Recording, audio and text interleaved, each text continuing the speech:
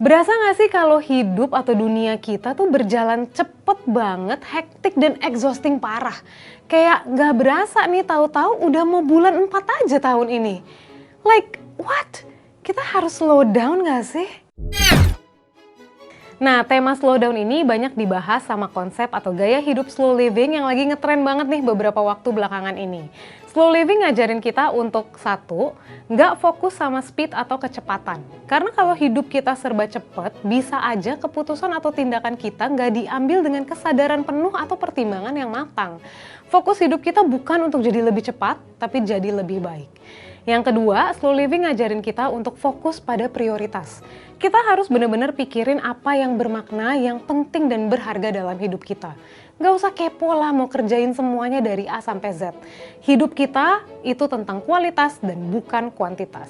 Nah, tapi sebenarnya konsep ini nggak terlalu fair sih, karena pertama, konsep slow living membuat seolah-olah baik dan cepat tuh nggak bisa barengan.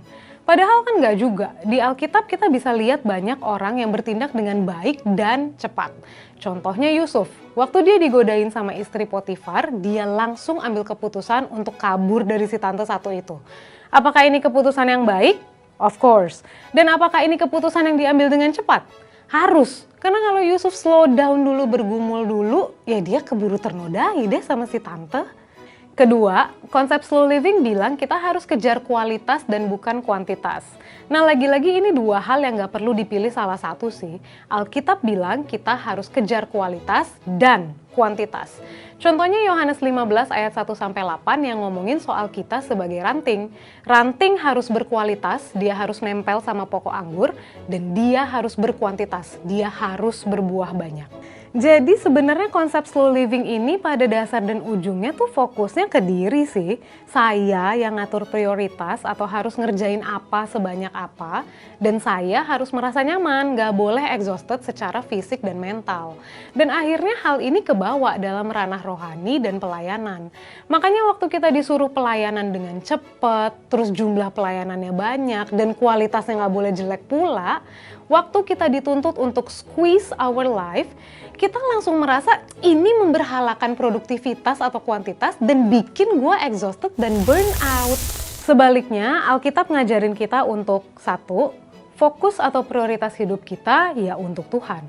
Yang kedua, kita harus punya pemahaman yang matang akan firman-Nya sehingga kita bisa dengan baik dan cepat mengambil keputusan atau tindakan yang benar.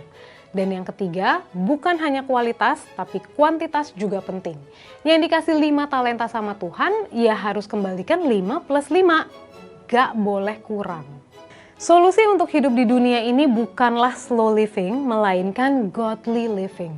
Dan gaya hidup inilah yang akan membuat hidup kita memiliki makna yang sejati dan api yang tidak bisa padam untuk hidup bagi Tuhan.